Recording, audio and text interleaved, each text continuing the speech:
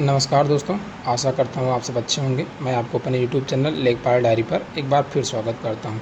साथियों, आज जिस इम्पोर्टेंट टॉपिक के ऊपर हम वीडियो बनाने जा रहे हैं उसमें आप देखेंगे फ्रंट लाइन पे आपको दिख रहा होगा कि भारत की जनगणना 2027।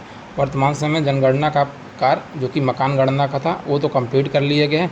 उसके अगले कड़ी में दोस्तों आपका कार्य होने वाला है जिला जनगणना हस्तपुस्तिका ग्राम निर्देशिका के लिए। ये आपका पूरा मैनुअल है, ठीक है, जिसके बारे में हम पूरी जानकारी दोस्तों प्राप्त करेंगे। कई साथियों का इसके बारे में प्रश्न आ रहा था कि ये जो आपका DCSB होने वाला है इसमें क्या हमें फील्ड में जाने की आवश्यकता होगी कि नहीं होगी, इस कार्य को कौन करेगा। क्योंकि जैसे आप देखेंगे कि मकान गणना या जनगणना होती है तो उसमें फील्ड में जाने की आवश्यकता होती है। आपको हर एक घर पे मकान की जानकारी प्राप्त मतलब की जाती है। क्या इस उसी तरीके से सेम क्या इसमें भी हमें गांव-गांव में टहलना पड़ेगा या नहीं टहलना पड़ेगा? ठीक साथियों, हर एक प्रश्न का जवाब दूंगा। इसमें क्या जानकारी फिल करनी है इसके बारे में भी पूरी जानकारी दूंगा। तो दोस्तों वीडियो पूरा इन्फॉर्मेटिव होगा, पूरा अंत तक देखिएगा। सर्वप्रथम आप देखेंगे तो इसमें कुल आपके 9 पॉइंट्स की जानकारी इस विषय में आपसे मांगी गई है, जो जिला जनगणना हस्तपुस्तिका के माध्यम से। ठीक साथियों, अगर आप नीचे चलेंगे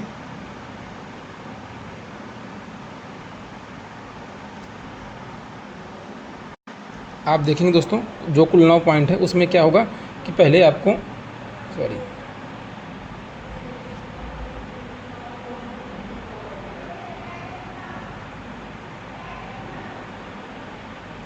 जी दोस्तों, अगर आप देखेंगे यहाँ पर आपकी जो सर्वप्रथम जानकारी होगी आपका, जब आप ऐप से या तो आप क्रोम साइट से कहीं से भी गूगल से भी इसको ओपन कर सकते हैं। अपना लॉगिन पासवर्ड डालेंगे, मैं अभी आपको सब दिखाऊंगा। उसमें देखेंगे आपको शैक्षिक सुविधाएं फिल करनी है, ठीक है, चिकित्सीय सुविधाएं, पेयजल एवं स्वच्छता सुविधाएं, संचार एवं परिवहन सुविधाएं, मतलब गाँव या आपको जो क्षेत्र मिला गया है उसमें क्या सुविधाएँ हैं, बैंक ऋण एवं अन्य सुविधाएँ, विद्युत या उसकी क्या ईंधन की क्या उपयोगिता है, भूमि उपयोग एवं सिंचाई साधन क्या है, प्रमुख कृषि उत्पाद क्या हैं और अन्य टिप्पणियाँ या अवलोकन, इसके बारे में ये पूरा जानकारी होगा। साथियों, सर्वप्रथम ये जानकारी दें कि ये कार्य करेगा कौन। सामान्यतः जो दोस्तों हम अपने क्षेत्र की बात करें तो सामान्यतः ये कार्य जो है लेखपाल के माध्यम से ही प्रोवाइड किया जा रहा है। अब आप ये जानकारी है कि एक लेखपाल को कितने क्षेत्र दिए जाएंगे। संभवतः हमारे जो क्षेत्र हैं या हमारे ज़िले में जो होगी वो सिर्फ लेखपाल के माध्यम से ये कार्य कराया जा रहा है। कितना मानदेय मिलेगा दोस्तों, ये सब जानकारियाँ इसमें मैं आपको दूंगा। देखिए दोस्तों, लेखपाल के माध्यम से अगर एक लेखपाल के पास एक हल्का है तो उसके अंदर आने वाले जितने गांव हैं वो करेगा। अगर 2 हल्के हैं तब भी, मतलब 2 हल्के के अंदर अगर उसके 5 गांव 10 गांव जितने गांव हैं, या 2 हल्के 3 हल्के, मतलब कार्य मतलब सामान्य इस लेखपाल के एक लेखपाल के पास मानिए 3 हल्के हैं तो उसमें 15 गाँव है तो उन 15 गाँव का कार्य लेखपाल के द्वारा ही किया जाएगा।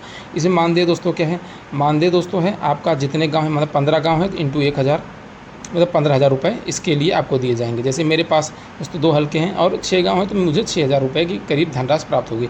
इसमें दोस्तों और है कि आप ट्रेनिंग किए तो उसका 400 रुपये अतिरिक्त मिलेगा, और इसमें 400 रुपये ट्रेनिंग का और 200 रुपये आपका उसके नाश्ते पानी के लिए दिया जाएगा। तो ये पूरा नियम है।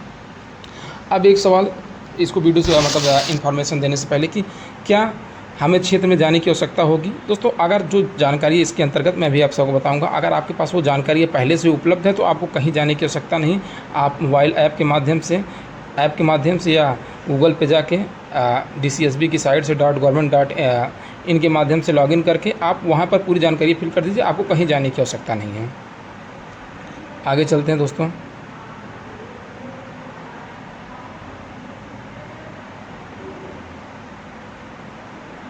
आप देखेंगे थोड़ा नीचे आते हैं, उसके बाद जो सारी जानकारी हैं इसमें, जैसे किस फील्ड में क्या सेगमेंट में क्या फिल करना है, ये सारी जानकारी इसमें आपको दिखाई गई है।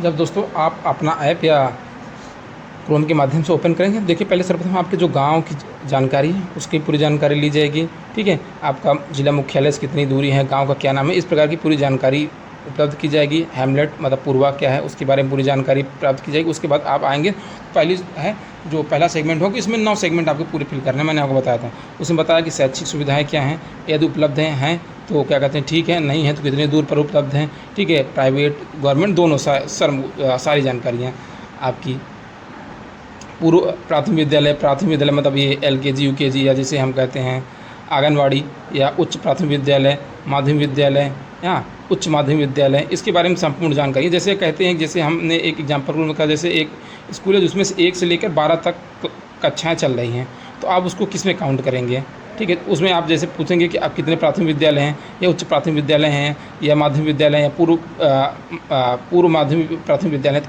इसमें क्या फिल करेंगे। तो जैसे 1 से 12 तक स्कूल है तो उसमें आप कहेंगे 1 प्राथमिक विद्यालय है, ठीक, 1 पूर्व में नहीं है, 1 से लेकर 12 तक है, तो 1 उच्च प्राथमिक विद्यालय और 1 माध्यमिक विद्यालय। तो इस प्रकार से आप काउंटिंग करेंगे 3, लेकिन है स्कूल एक ही, क्योंकि एक उसमें प्राथमिक विद्यालय भी है, हाँ, उच्च प्राथमिक विद्यालय भी है, माध्यमिक विद्यालय, मतलब इसको एक सेगमेंट में ना डालते हुए सभी सेगमेंट में इसको हम काउंट करेंगे। इस प्रकार के दोस्तों इसकी काउंटिंग की जानी है।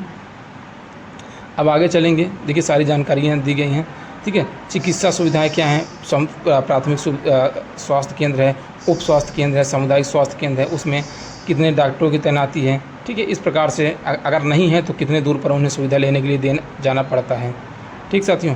अब आगे चलते हैं, पेयजल की क्या सुविधाएँ हैं, कुआँ है, ढका हुआ कुआँ है कि नहीं है, इनकी संख्या क्या है, वर्ष भर मतलब पानी का सुविधा उपलब्ध रहती है कि नहीं है, ये सब जानकारियाँ आपको ऐप के माध्यम से फिल करनी है।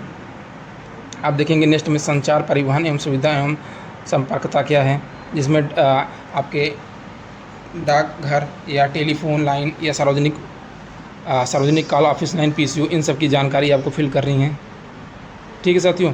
आप ये बैंक के बारे में जानकारी देनी है, ATM, सहकारी बैंक, इनकी सबकी जानकारी। दोस्तों ये सीधी सी बात है, अगर आपके क्षेत्र में कमांड अच्छी है, आप क्षेत्र में आते जाते हैं, तो इन सब जानकारियाँ आप फिल करके इजली आप इसको कंप्लीट कर सकते हैं, बहुत कोई मुद्दा नहीं है, ठीक है। अगर आप नहीं समझ पा रहे हैं तो किस प्रकार से फिल करना है, तो मैं एक डेमो वीडियो ला दूंगा, जिसमें डेमो के माध्यम से हर एक पॉइंट में क्या क्या फिल करना है, ऐप के माध्यम से या क्रोम ब्राउज़र पे जो आपका DCSB साइट है डायरेक्ट उस पर देखिए आप डायरेक्ट अगर आप लॉगिन करना चाहते हैं तो dcsb.census.government.in पे साइट पर चले जाएंगे और देखेंगे यहाँ पर लॉगिन होगा। यहाँ से मोबाइल ऐप भी आप डाउनलोड कर सकते हैं।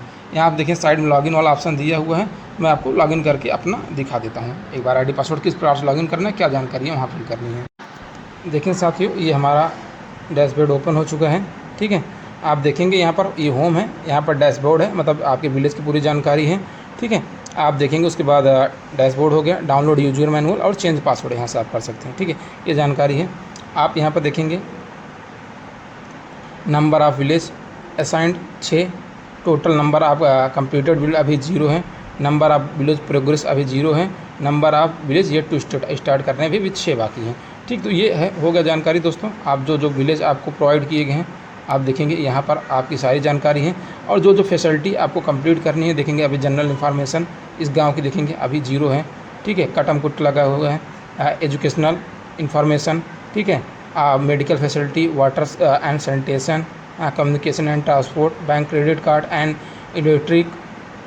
Electricity and land irrigation and agriculture communities. तो सारी देखिए जानकारी हर एक गाँव की देखेंगे। इस प्रकार से आपको एक एक गाँव स्टार्ट करना है और उसको कंप्लीट करना है। तो दोस्तों यही था मेरा पूरा वीडियो। साथियों अगर किस प्रकार से फिल करना है, एक एक पॉइंट में क्या क्या फिल करना है, अगर इसकी जो जानकारी चाहिए होगा तो आप कमेंट बॉक्स में कमेंट कर दीजिएगा, मैं उसका पूरा उत्तर देने का प्रयास करूंगा। तो यही था पूरा मेरा वीडियो। जानकारी अच्छी लगी तो चैनल को लाइक शेयर और सब्सक्राइब जरूर कर दीजिएगा। Thank you watching for my video.